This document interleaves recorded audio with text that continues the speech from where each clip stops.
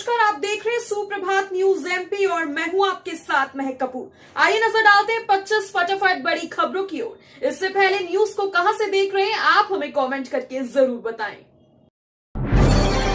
MP में 6 जुलाई से शुरू होगा 12 लाख पौधे लगाने का अभियान। सीएम मोहन यादव ने कहा जन सहयोग से होगा सफल। मध्य प्रदेश के मुख्यमंत्री मोहन यादव ने एक पेड़ मां के नाम अभियान के सफलता के लिए जन सहयोग के महत्व पर जोर दिया। इस पहल का उद्देश्य पूरे राज्य में बड़ी संख्या में पौधे लगाना है, जिसमें 2 प्रमुख शहरों में विभिन्न संगठन शामिल होंगे। इंदौर जिले में 51 लाख पौधे लगाए जाएंगे, जबकि भोपाल जिले में एक ही दिन में 12 लाख पौधे लगाए जाएंगे, जिसमें मां के सम्मान में 12,000 पौधे शामिल होंगे। शेष पौधे पूरे जिले में सार्वजनिक स्थानों पर लगाए जाएंगे।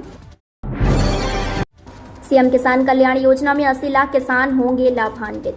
मुख्यमंत्री मोहन यादव ने राज्य में अरहर उत्पादन को बढ़ावा देने और कोदो कुटकी की खेती को बढ़ाने के महत्व पर जोर दिया है। इससे पानी और बिजली के उपयोग को संतुलित करने, फसल चक्र को बेहतर बनाने और चक्र पर ग्रीष्मकालीन फसलों के नकारात्मक प्रभाव को कम करने में मदद मिलेगी। उन्होंने ये टिप्पणियां कृषि विविधीकरण प्रयासों, किसान हितैषी योजनाओं और प्रधानमंत्री फसल बीमा योजना पर चर्चा के दौरान की। सीएम यादव ने जोर देकर कहा कि वरिष्ठ अधिकारी कृषि उपज मंडियों का औचक निरीक्षण करें, ताकि तौल काटे, वित्तीय लेन देन और अन्य व्यवस्थाएं सुचारू रूप से चल रही हों। मध्य प्रदेश बोर्ड के स्कूलों में 9वीं कक्षा में 13 वर्षों से कम उम्र के विद्यार्थी प्रवेश नहीं ले सकेंगे। प्रदेश के मध्य प्रदेश बोर्ड के सरकारी वाणिज्य स्कूलों में 9वीं कक्षा में 13 साल से कम उम्र के विद्यार्थी प्रवेश नहीं ले सकेंगे। 9वीं कक्षा में प्रवेशित वर्ष में विद्यार्थी की उम्र 13 वर्ष पूर्ण होना आवश्यक है। मध्य प्रदेश माध्यमिक शिक्षा मंडल ने वर्ष 2024-25 के लिए 9वीं से 12वीं तक की प्रवेश नीति को जारी कर दिया है। 9वीं कक्षा में प्रवेश 1 अप्रैल की स्थिति में 13 साल से कम उम्र में नहीं दिया जाएगा। साथ ही नर्सरी कक्षा में 3 साल से 4.5 वर्ष की उम्र में बच्चों को प्रवेश मिलेगा। बिना अनुमति भवन निर्माण का 10 नहीं अब 30% तक हिस्सा करा सकेंगे वैध।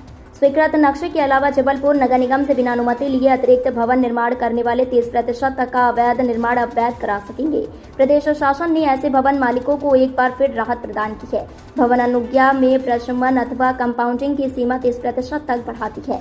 पहले ये 10% थी। आवासीय और व्यावसायिक निर्माण 31 अगस्त 2024 तक वैध कराए जा सकेंगे।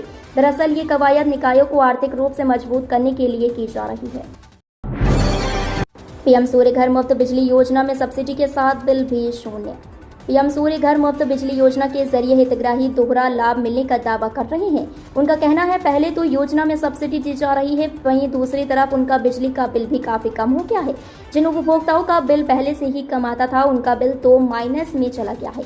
प्रधानमंत्री सूर्य घर मुफ्त बिजली योजना के जरिए लोगों के द्वारा सोलर पैनल लगाई जा रही है।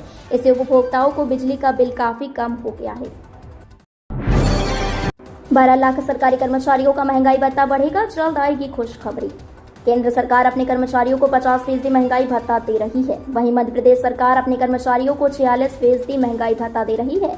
इस मामले में एक बार फिर एमपी के कर्मचारी 4% पिछड़ गए हैं। इसका असर मध्य प्रदेश के 12.5 लाख कर्मचारियों पर पड़ रहा है। राज्य सरकार के कर्मचारियों को उम्मीद है कि 1-2 सप्ताह में मोहन सरकार महंगाई भत्ता और महंगाई राहत को लेकर बड़ा फैसला कर सकती है।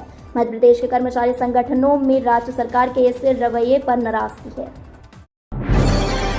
इंदौर से मुंबई की दूरी होगी 55 किलोमीटर कम। इंदौर दाहोद रेल लाइन के लिए सुरंग हुई तैयार। इंदौर दाहोद रेल लाइन की सबसे बड़ी बाधा दूर हो गई है। पीथमपुर के समीप 2.9 किलोमीटर लंबी सुरंग के निर्माण के बाद दोनों सिरे खुल गए हैं।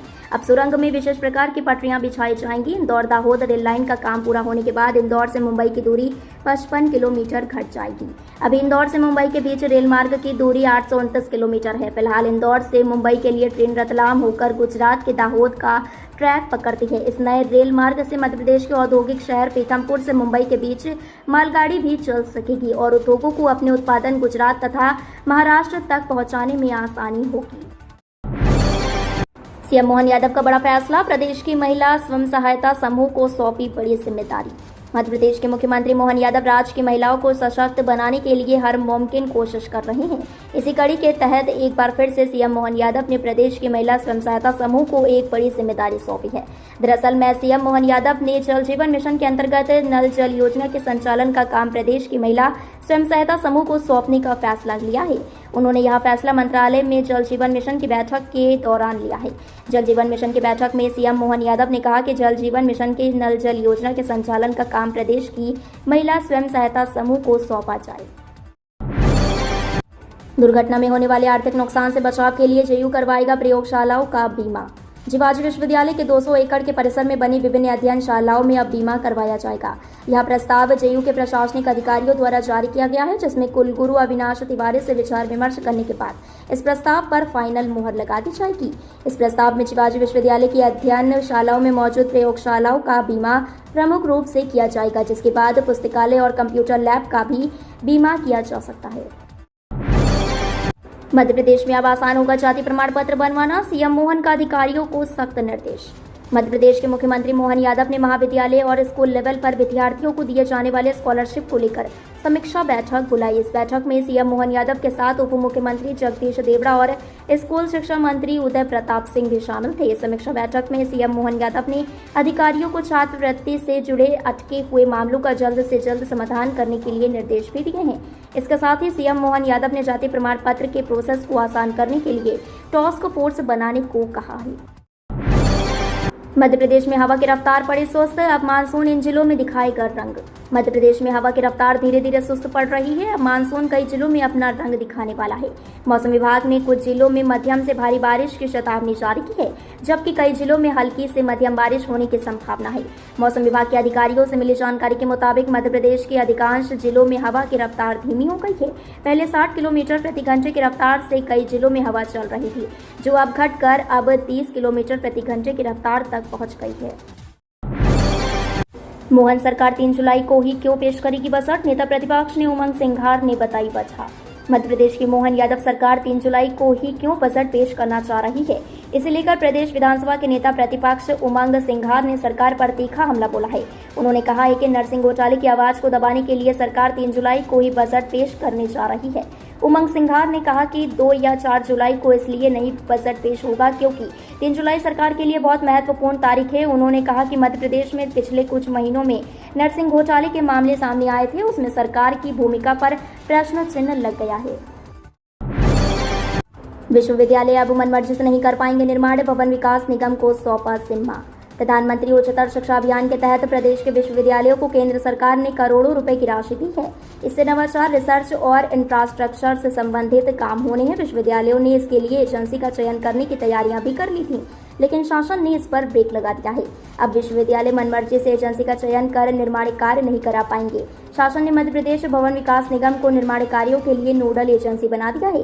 यह कदम इसलिए भी उठाया गया है कि न केवल निर्माण कार्यों में गुणवत्ता रहे, बल्कि एजेंसी चयन को लेकर शिकायतें न हो। जनजातीय विद्यार्थियों को जेईई, नीट और क्लैट की तैयारी निःशुल्क कराई जाएगी। प्रदेश के जनजातीय विद्यार्थियों को जेईई, नीट और क्लैट की तैयारी निःशुल्क कराई जाएगी। जनजातीय कार्य विभाग मध्य प्रदेश के जनजातीय विद्यार्थियों को इन प्रतियोगी परीक्षाओं की तैयारी कराने के लिए निःशुल्क कोचिंग प्रदान करेगा। विभाग ने जनजातीय विद्यार्थियों को मेडिकल, इंजीनियरिंग एवं विधि की राष्ट्रीय स्तर की प्रतियोगिता परीक्षाओं जेईई, नीट और क्लैट की तैयारी करवाने के लिए आकांक्षा योजना बनाई है। आकांक्षा योजना के तहत शैक्षणिक सत्र 2024-25 में राज्य स्तर पर प्रवेश परीक्षा से 400 विद्यार्थियों का चयन जेईई के लिए किया जाएगा। आज फिर गुलजार होगा मामा का घर, एमपी के दौरे पर आ रहे केंद्रीय कृषि मंत्री शिवराज सिंह चौहान। मध्य प्रदेश के पूर्व मुख्यमंत्री और वर्तमान केंद्रीय कृषि मंत्री शिवराज सिंह चौहान का राजधानी भोपाल स्थित मामा का घर आज 29 जून को फिर गुलजार होगा। दरअसल पूर्व सीएम शिवराज सिंह चौहान केंद्रीय कृषि मंत्री बनने के बाद दूसरी बार मध्य प्रदेश के दौरे पर आ रहे हैं। इस दौरान वह अपने संसदीय क्षेत्र के शाहगंज पहुंचकर निर्माण कार्यों का भूमि पूजन व लोकार्पण करेंगे।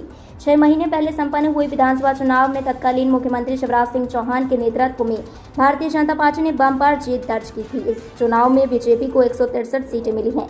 हालांकि बम्पर जीत के बाद भी शिवराज सिंह चौहान को मुख्यमंत्री न बनाते हुए डॉक्टर मोहन यादव को सीएम बनाया गया है।